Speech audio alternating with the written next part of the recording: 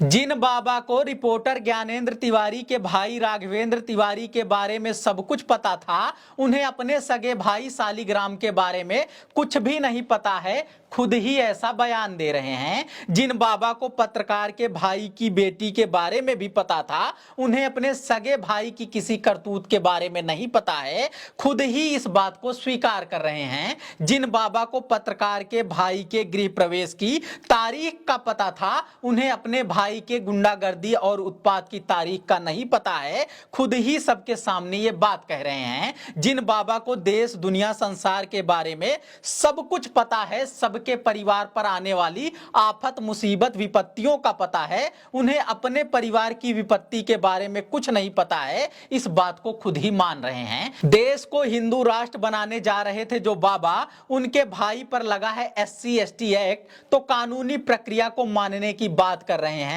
संविधान सबसे ऊपर है, स्वीकार कर रहे हैं। बाबा बड़बोले हैं, सबको पता था। बाबा अंधविश्वास फैलाते हैं, ये भी पता था। बाबा सांप्रदायिक हैं, ये भी सबको पता था। महीन मर्दवादी और जातिवादी हैं, ये भी पता था। मगर बाबा इतने कच्चे खिलाड़ी हैं, नहीं पता था। एकदम अनाड़ी हैं, बिल्कुल नहीं पता था। धीरेंद्र शास्त्री उर्फ धीरेंद्र गर्ग के भाई सौरव गर्ग यानी सालिग्राम गुंडे और अपराधी हैं, इस बात का सबूत सबके सामने है। हाल ही में दलित युवती की शादी में की गई उनकी गुंडागर्दी का वीडियो सबके सामने है। मगर खुद धीरेंद्र शास्त्री न अंतर्यामी हैं, न चमत्कारी हैं, विशुद्ध ठग और व्यापारी हैं, इस बात का सबूत भी अब सबके सामने है। वो कुछ नहीं बता सकते किसी अपने परिजन के भी बारे में, ये भी सबूत सबके सामने है। हालांकि आस्था के मामले में तर्क और सबूत कहां देखा जाता है, कहकर पूरे मामले को जस्टिफाई किया जा सकता है, मगर मामला थोड़ा आगे बढ़ चुका है। इस बार अंधविश्वास और विज्ञान आमने सामने हैं, पाखंडी मान्यता और संविधान आमने सामने हैं। जाहिर सी बात है, जीत नहीं होगी जाहिलियत को बढ़ावा देने वाले इस जादूगरी की, क्योंकि साइंटिफिक सेकुलर सोशलिस्ट विधान इनके सामने है। बाबा का कथित दिव्य ज्ञान बनावटी और बौना दिखाई देगा, क्योंकि बाबा साहब के मानने वालों का तर्क और ज्ञान सबके सामने है। जादू, टोना, श्राप, आशीर्वाद भी नहीं बचा पाएगा भाई को, क्योंकि भारतीय दंड संहिता का मजबूत प्रावधान अब की सामने है।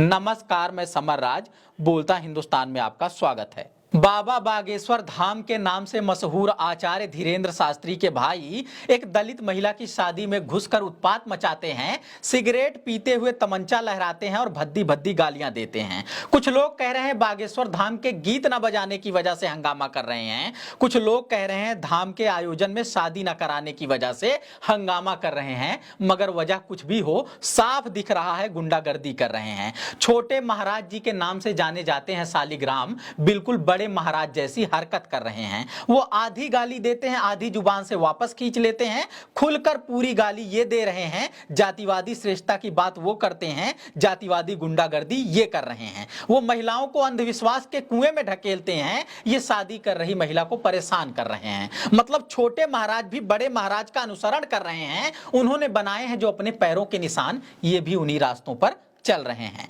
बड़े महाराज यानी धीरेंद्र शास्त्री पर अंधविश्वास उन्मूलन कानून के तहत केस दर्ज किया जाता है, उनकी गिरफ्तारी नहीं होती है। छोटे महाराज यानी सालिग्राम पर SC/ST एक्ट के तहत केस दर्ज हुआ है, घटना के 2 हफ्ते बाद भी गिरफ्तारी नहीं हुई है। मध्य प्रदेश के मुख्यमंत्री शिवराज सिंह चौहान बाबा के दरबार में हाजिरी लगा रहे हैं, यह सत्ताधारी भाजपा का हाल है। मध्य प्रदेश के पूर्व मुख्यमंत्री कमलनाथ बाबा के दरबार में हाजिरी लगा रहे हैं, यह विपक्षी दल कांग्रेस का हाल है।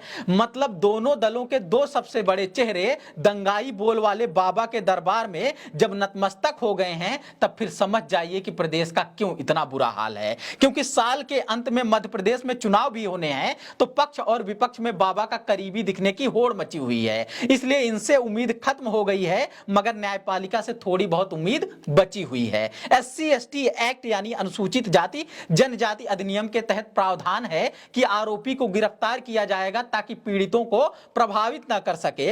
पीड़ित पक्ष को तमाम तरह की सुरक्षा दी जाएगी, ताकि उन्हें किसी हाल में कोई आतंकित न कर सके। आरोप साबित होने पर सख्त से सख्त सजा दी जाएगी, ताकि कोई भी जातिवादी दोबारा ऐसी हरकत ना कर सके। मगर यह सब तभी किया जाएगा जब या तो प्रशासन ईमानदारी से अपना काम करे और गिरफ्तार करके कोर्ट में हाजिर करे, या फिर कोर्ट खुद ही स्वतः संज्ञान ले और बुलाकर विधिवत दंडित करे। जब दोनों प्रमुख दलों के 2 सबसे बड़े नेता नेता दरबार में सरेंडर कर चुके हैं, तब सिर्फ संविधान का सहारा है, आईपीसी के विधान में ही वो ताकत है कि ऐसे लोगों को दंडित करे। मगर फिर वही बात, ये सब तभी होगा जब अदालतें स्वतः संज्ञान लें या फिर शासन प्रशासन ईमानदारी से अपना काम करे। लोकतंत्र में तंत्र का इतना बुरा हाल है तो लोगों को अपने विवेक का इस्तेमाल करना चाहिए और सोचना चाहिए कि जो बाबा कह रहे हैं उन्हें भाई की करतूत के बारे में कुछ नहीं पता, वो कैसे अंतर्यामी हैं। घटना घटने के लगभग 10 दिन बाद, वीडियो वायरल होने के 3-4 दिन बाद भी अगर धीरेन्द्र शास्त्री अपने भाई की करतूत के बारे में